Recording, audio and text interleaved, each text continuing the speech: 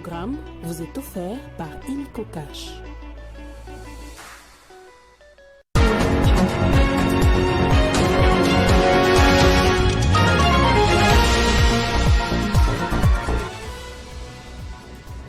Guerre dans l'est du pays, reçu par le chef de l'État, le représentant spécial de l'Union européenne pour le Grand Lac, annonce une aide humanitaire en faveur de populations de l'est de la République démocratique du Congo. Éliminatoire mondial 2026, Bakambu Wissa et Touanzebe de retour sur la liste de 25 léopards sélectionnés pour affronter le Soudan du Sud et la Mauritanie. Ravi de vous retrouver sur Télé 50 pour vous informer. Le président Félix Tshisekedi a reçu hier mardi à Kinshasa le représentant spécial de l'Union européenne pour la région du Grand Lac, Johan Borgstam. Leur entretien a tourné essentiellement autour de la crise sécuritaire dans l'est de la RDC. À cette occasion, Borgstam a annoncé que l'UE va mettre à la disposition de la République démocratique du Congo 44 tonnes d'assistance humanitaire en faveur de victimes de la guerre d'agression menée par le Rwanda et les terroristes de l'AFC M23 dans les provinces du Nord Kivu et Sud Kivu. La situation sécuritaire dans le Nord et Sud Kivu, une question au centre de l'entretien ce mardi entre le président de la République Félix Antoine Tshisekedi Tshilombo et la délégation du représentant spécial de l'Union européenne pour la région des Grands Lacs. Au sortir de cette séance de travail, le représentant spécial de l'Union européenne dans la région du Grand Lac, l'ambassadeur Johan Borgstam, a donné aux garants de la nation la position claire de l'Union européenne suite à la violation de l'intégrité territoriale de la République démocratique du Congo par le Rwanda. Aussi, il a fait part de l'envoi par l'Union européenne d'une assistance humanitaire pour les populations de l'Est du pays. Ça a aussi été une possibilité pour moi de partager avec son Excellence, le président de la République, comment les positions européennes sur la région des Grands Lacs ont développé les positions très claires auprès de l'Union européenne par rapport à la violation de l'intégrité territoriale. Quelques décisions politiques avec possibilité de sanctions ciblées ressortent d'une réunion des ministres des Affaires étrangères de l'Union européenne, a fait savoir le représentant spécial de l'Union européenne dans le Grand Lac. Possibilité de sanctions à titre individuel, mais il y a aussi des décisions qui ont déjà été prises par rapport, on a suspendu notre dialogue sécuritaire défense avec le Rwanda. Le président de la République est plus que déterminé à mettre fin à ces atrocités dans la partie est de la RDC causées par le Rwanda et ses supplétifs de M23 AFC. Agression rwandaise, on en parle encore. La pression internationale sur Kigali s'accentue. À l'instar du Royaume-Uni, le Canada, l'Allemagne vient d'emboîter les pas. Plusieurs sources rapportent également que le club de football anglais Arsenal a officialisé hier mardi sa décision de ne pas renouveler son contrat de sponsoring avec Visit Rwanda. Ces sanctions sont une réponse directe aux atrocités commises par les forces rwandaises dans l'est de la RDC. Héritier Tambois nous en parle. C'est une pression internationale sur les Rwandais qui s'intensifie pour dire non à l'agression dont est victime la République démocratique du Congo. Parmi les pays qui ont récemment pris des mesures contre Kigali figurent le Royaume-Uni, le Canada et l'Allemagne qui appellent tous à faire taire les armes. Berlin a annoncé mardi suspendre ses nouvelles aides au développement au Rwanda en raison de l'offensive du groupe M23 dans l'Est qui, selon les experts des Nations Unies, est soutenue par les soldats rwandais. L'Allemagne emboîte ainsi les pas au Royaume-Uni et au Canada qui ont pris des décisions semblables. Ottawa a annoncé la suspension de la délivrance des permis pour l'exportation des biens et des technologies en provenance ou qui transitent par le Rwanda, la suspension des relations commerciales avec Kigali, ainsi que le soutien proactif aux activités de développement des affaires du secteur privé, y compris les missions commerciales, l'examen de la participation du gouvernement du Canada aux événements internationaux organisés au Rwanda, ainsi que les propositions rwandaises d'accueillir d'autres événements à l'avenir. Ces sanctions sont une réponse directe aux actes de violence, aux atrocités et aux violations des droits humains commises par les forces rwandaises dans l'est de la République démocratique du Congo. Ce sont des mesures qui interviennent après que les États-Unis et les Royaumes-Unis ont annoncé des sanctions contre les Rwandais les mois derniers. Il y a quelques jours, le Conseil de sécurité des Nations Unies a adopté à l'unanimité une résolution appelant le groupe rebelle à cesser immédiatement les hostilités, à se retirer des zones qu'il contrôle et à renoncer totalement à la mise en place d'administrations parallèles illégitimes sur les territoires congolais.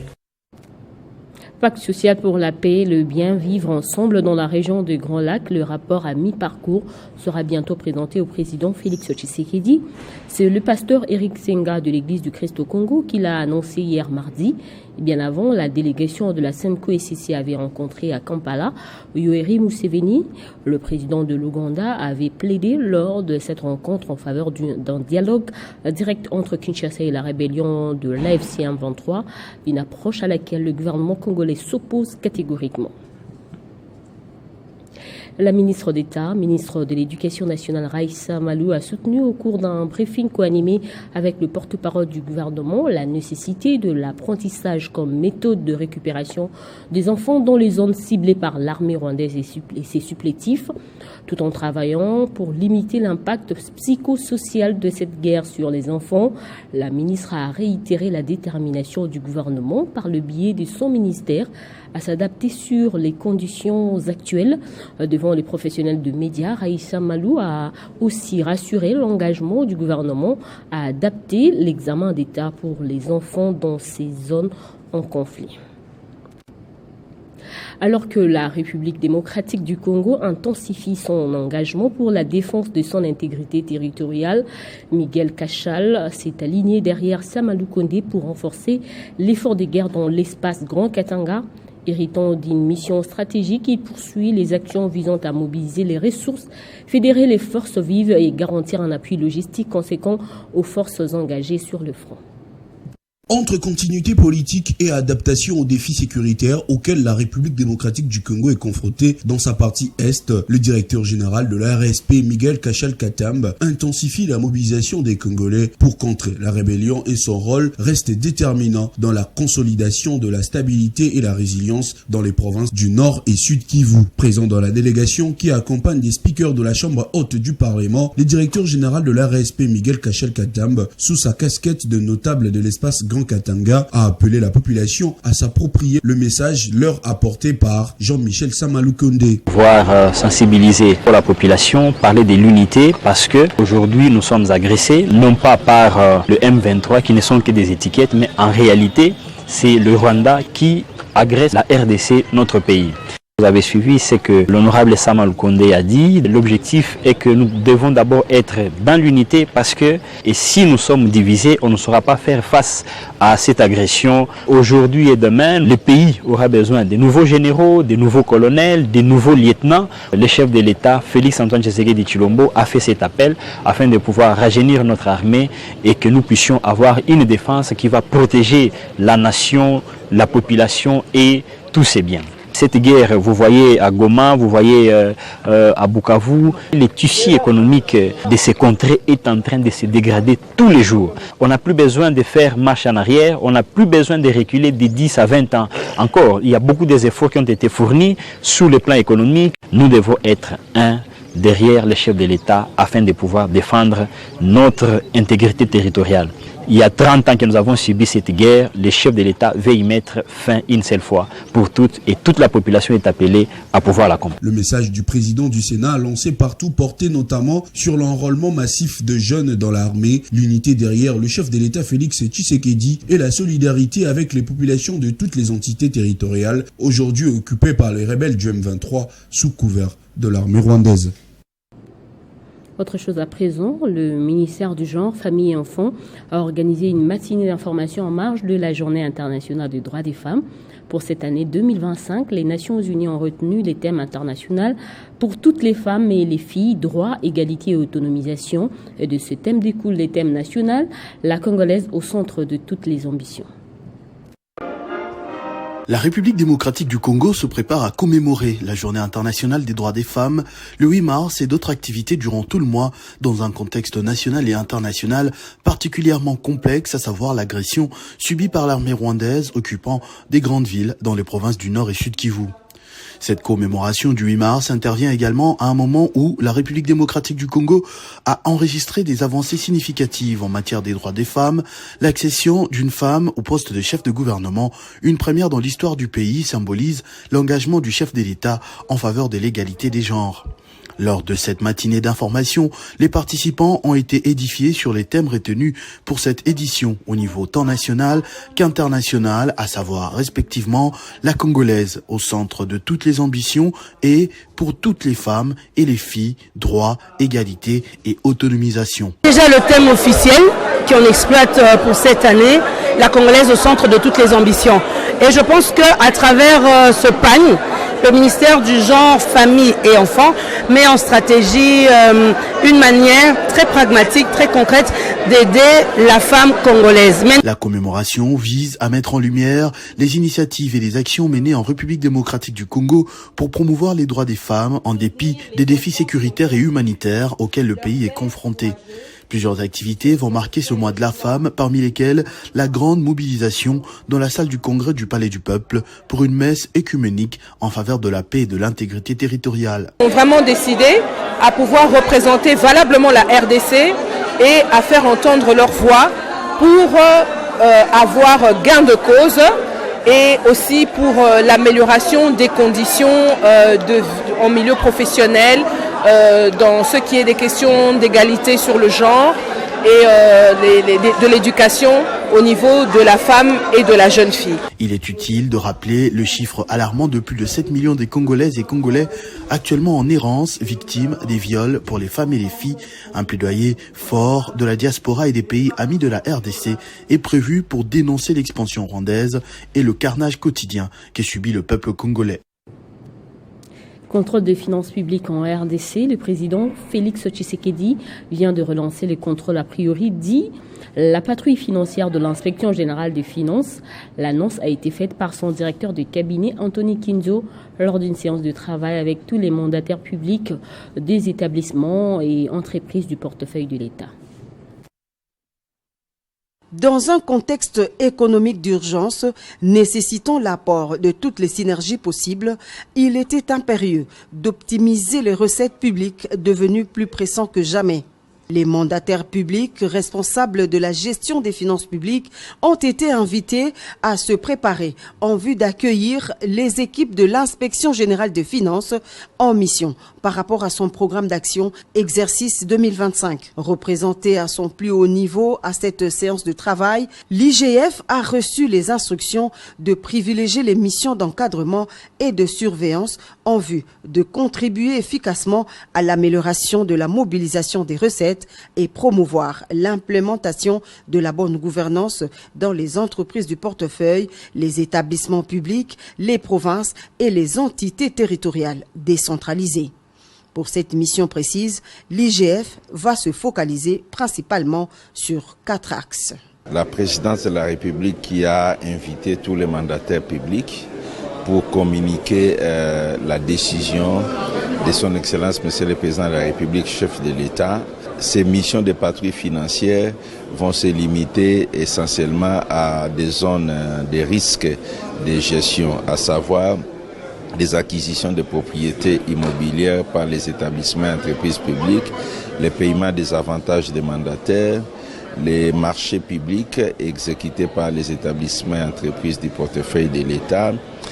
Une attention sera également accordée au contrôle des effectifs en vue d'améliorer la maîtrise de l'enveloppe salariale à charge du Trésor public. Insécurité dans la province de Haut-Katanga, un groupe d'élus provinciaux a été reçu par le gouverneur Jacques Yabula. Le chef de la délégation des députés provinciaux Didier Yumba a, à l'issue de cet échange, précisé que la rencontre s'inscrit dans le cadre des initiatives pour lutter contre les actes de violence. C'est le cabinet de travail du gouverneur qui a servi de cadre à l'entretien entre le gouverneur Jacques Kabula Katwe et l'honorable député provincial de l'UNAFEC, Didier Yumba Milindi, connu sous le nom de Wadidro. Ensemble, ils ont tablé notamment sur la quiétude dans la province cuprifère. L'honorable député Didier Yumba Milindi Wadidro s'est résumé au sortir de cette audience. Le gouverneur nous a reçus et nous avons parlé de la situation sécuritaire en province. Nous refusons l'infiltration dans notre province du Haut-Katanga, car nous avons constaté que beaucoup de brigands s'est cachés dans les partis politiques pour créer du désordre sur la ville, afin qu'on dise que c'est tel ou tel autre parti politique qui en est l'auteur. Et nous disons que tout celui qui va s'aventurer à causer du désordre sur la ville de Lubumbashi, au nom d'un parti politique, fera face à la police et il sera arrêté. Et deuxièmement, nous demandons la paix dans la province du Haut-Katanga. Nous refusons tout désordre. Nous ne voulons plus des mensonges véhiculés dans les réseaux sociaux. Tout ce qui a été dit était faux. Didier Yumba Milindi Wadidro était accompagné de l'honorable député Jean-Paul Mwenge. La Confédération syndicale du Congo, à travers son bureau exécutif national, va procéder à la cérémonie de nouveaux membres adhérents venus de différents ministères à Kinshasa. Cette cérémonie marque la confiance et la crédibilité de la Confédération syndicale du Congo auprès des agents et fonctionnaires de l'État œuvrant dans les secteurs publics. En prévision des élections sociales dans l'administration publique, la Fédération syndicale du Congo met la pendule à l'heure pour rafler les premières places en tant que syndicat le plus populaire et le mieux représenté en RDC. Voilà la raison de la matinée, suivie d'adhésion de nouveaux membres venus des différents secteurs de l'administration publique. Nous avons fait entendre la voix de la CSC au niveau de l'OIT, au niveau de la CESI Afrique et au niveau du Congo. Nous demandons que les multinationales, que les grandes puissances du monde, que l'ONU cesse l'hypocrisie. La cérémonie s'est déroulée sous une ambiance particulière en présence de quelques figures de proue de cette structure syndicale. Dans son mot de bienvenue, Jean Iwaka, secrétaire général en charge de la ville, a interpellé ses nouveaux adhérents à faire confiance à la CSC, qui est un syndicat qui s'y bat pour ses affiliés. Pour sa part, Eze Atoum, vice-président en charge du secteur public, a encouragé ce nouveau membre à défendre sans relâche les intérêts des travailleurs tout en les rassurant que leurs problèmes seront résolus tenant compte de chaque secteur. Après avoir reçu les cahiers des charges de chaque représentant des agents, Fidel Kiangi, président national de la CSC, a exhorté ses nouveaux membres à travailler pour le bien-être des travailleurs en tant que pèlerins en attendant les élections proprement dites qui tardent en raison de la situation que traverse la RDC. Ce sont des grandes puissances qui attaquent le Congo parce que nous pouvons le prouver. Comment ils peuvent déclarer le Rwanda être le premier exportateur d'une matière première que le Rwanda ne dispose pas? Comment ils peuvent venir signer des accords pour l'achat des minéraux que le Rwanda ne dispose pas? Pour rappel, la Confédération syndicale du Congo assume la responsabilité de l'intersyndicale nationale du Congo et de l'administration publique INAP après avoir été élue aux élections sociales organisées par le gouvernement il y a de cela quelques années. En dehors de nos frontières, après un échange tendu entre les présidents Trump et Zelensky à la Maison-Blanche le vendredi dernier, le président ukrainien veut arranger les choses. Hier mardi 4 mars au soir, lors d'un discours devant le Congrès, Donald Trump a dit avoir reçu une lettre de Volodymyr Zelensky faisant amende honorable. La lettre dit que l'Ukraine est prête à s'asseoir à la table des négociations dès que possible pour se rapprocher d'une paix durable, a rapporté le président Donald Trump. Bien avant, Volodymyr Zelensky avait partagé hier mardi sur X que son pays était prêt à travailler sous le leadership de Donald Trump. En sport éliminatoire de la Coupe du Monde 2026, 25 léopards sont convoqués pour les 2 matchs du mois de mars, respectivement face au Soudan du Sud et à la Mauritanie. Sur cette liste, 3 joueurs ont fait leur comeback, notamment Cédric Bakambu, qui est en forme avec son club, le Real Betis Séville. 3 joueurs ont fait leur retour en sélection pour ce 2 matchs des éliminatoires de la Coupe du Monde, respectivement contre le Soudan du Sud et la Mauritanie. Il s'agit de Cédric Bakambu, d'Axel Touanzebe et de Grady Diangana.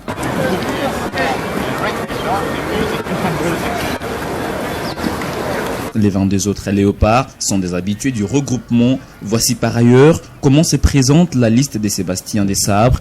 Comme gardien de but, nous avons Dimitri Berthaud, Lionel Mpassi et Timothy Fayoulou. 8 défenseurs ont été convoqués par Sébastien Desabre. Il s'agit de Gédéon Kaloulou, d'Axel Touanzebe, Joris Kaembe, Arthur Maswaku, Enoch Inongabaka, Dylan Batou Binsinka, Roshi Bouchiri et Chancel Mbemba Mangolo.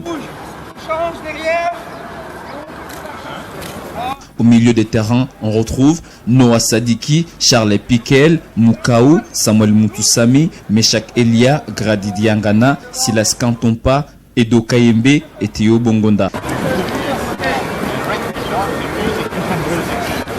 Sébastien Desabre devra compter sur 5 attaquants lors de ces 2 matchs. Il s'agit des fistons Maël Kalala, Yohan Wissa, Simon Banza, Cédric Bakambu et Samuel Essende. Logé dans le groupe H, la RDC occupe la 3e position avec 7 points derrière le Sénégal qui en compte 8 et le Soudan qui mène la danse avec 10 unités.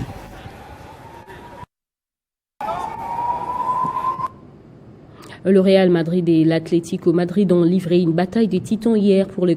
Place au rappel des titres. Guerre dans l'Est reçue par le chef de l'État, le représentant spécial de l'Union européenne pour les Grands Lacs annonce une aide humanitaire en faveur des populations de l'Est de la République démocratique du Congo. Éliminatoire mondial 2026, Bakambu Wissa et Touanzebe de retour sur la liste de 25 léopards sélectionnés pour affronter le Soudan du Sud et la Mauritanie. Dans un instant, on va prendre la revue de presse.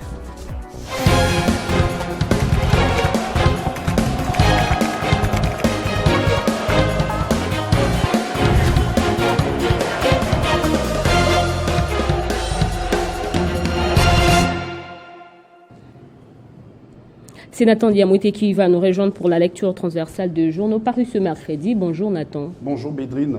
On ouvre avec ce sujet, agression rwandaise. Le régime de Kigali subit des sévères sanctions au niveau international. Eh bien, Bédrine Kenge, la pression internationale tombe sur Kigali avec notamment plusieurs sanctions et également des dénonciations ainsi que des résiliences de contrats avec certains partenaires internationaux. Démarrons ce tour d'horizon avec le journal Info 27 qui écrit sur sa une réussite diplomatique des Tshisekedi, le Rwanda submergé par les sanctions. Bédrine, pour ce portail, les sanctions internationales cessent de s'abattre sur le Rwanda en une succession éclair, révèlent ces quotidiens. Le Canada, la Belgique, les États-Unis d'Amérique et le Royaume-Uni se sont joints à la vague des mesures punitives contre le pays de 1000 collines accusé d'agresser la République démocratique du Congo et de soutenir les rebelles du M23. Cet tabloïd estime également que ces cumuls de sanctions orchestrés dans un contexte de sanctions politiques et d'une stratégie diplomatique audacieuse menée par Félix Tshisekedi fragilisent non seulement la position du Rwanda sur la scène internationale, mais menace également un pas vital de son économie fondé sur l'accueil de conférences internationales. Pour le journal Les Phares, Bédrine, les dirigeants rwandais se retrouvent en face d'une pilule difficile à avaler car les sanctions fusent de partout. Ce média rapporte que toutes les grandes économies mondiales qui lui apportaient du soutien et permettaient au pays de Kagame de carburer et sont en train de fermer leur robinet l'une après l'autre. Il poursuit que ces sanctions sont prises aussi bien par les États que par les organisations internationales, régionales et sous-régionales. Africa News, pour sa part, Bédrine, note la dernière de la série de ces sanctions remonte à lundi 3 mars courant avec le ministère canadien des Affaires étrangères qui a publié un communiqué dans lequel il condamne la présence de la force de défense du Rwanda en République démocratique du Congo et son soutien du M23. Cet hebdomadaire précise que le Canada affirme que la présence du Rwanda au nord et sud Kivu constitue une violation flagrante de l'intégrité territoriale et de la souveraineté de la RDC et de la Charte des Nations Unies. À cet effet, écrit toujours ce portail Bédrine, le gouvernement canadien annonce la suspension de la délivrance de permis pour l'exportation de biens et technologies contrôlées vers le Rwanda, la suspension de nouvelles initiatives commerciales de gouvernement à gouvernement avec le Rwanda,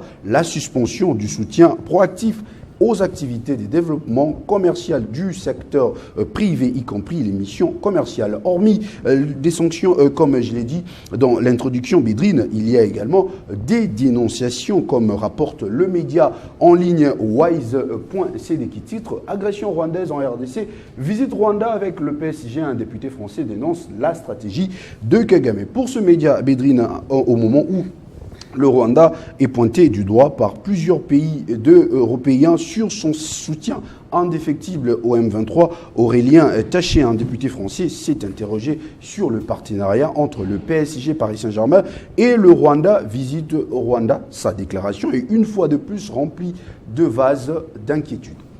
Et on va clôturer ce tour d'horizon avec ce sujet. Front populaire contre l'agression rwandaise. Jean-Lucien Boussa mobilise dans le sud Ubangi. Effectivement, Bédrine, après l'appel lancé par le président de la République, Félix Tshisekedi, la mobilisation générale fait remarquer sur le terrain. Nous retrouvons cette information à la une de Comex Actu Hebdo qui titre « En croisade patriotique, Jean-Lucien Boussa galvanise le sud Ubangi avec Félix Tshisekedi. Nous vaincrons la agresseur ». Ce sont justement les propos du ministre de portefeuille. Ce portail informe que face à une foule immense, l'homme politique a lancé un appel vibrant à l'unité et à la mobilisation derrière le président de la République. Félix Tshisekedi, dans un contexte de tension croissante à l'est de la RDC, ce journal estime que le discours de Jean-Lucien Boussa a trouvé un écho favorable auprès de la population du sud Ubangi qui se sont directement concernés par les tensions dans l'est du pays. Nombreux sont ceux qui ont d'ailleurs salué son appel à l'unité et à la mobilisation, y voyant un signe d'espoir dans un contexte difficile qui traverse justement le pays. Bédrine, dans les cadres des efforts des guerres, cet homme politique et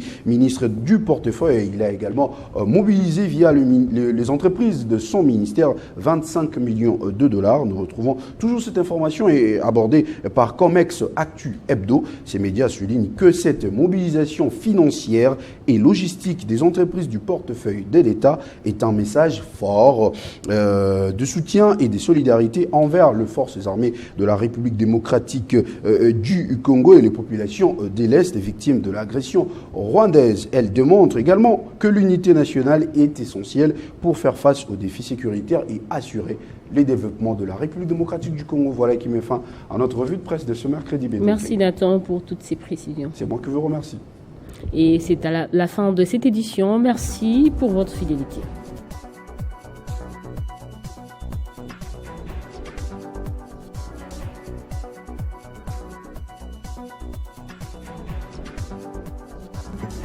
Retrouvez toute l'actualité en continu sur www.tele50.cd. Ce programme vous a été offert par Illico Cash.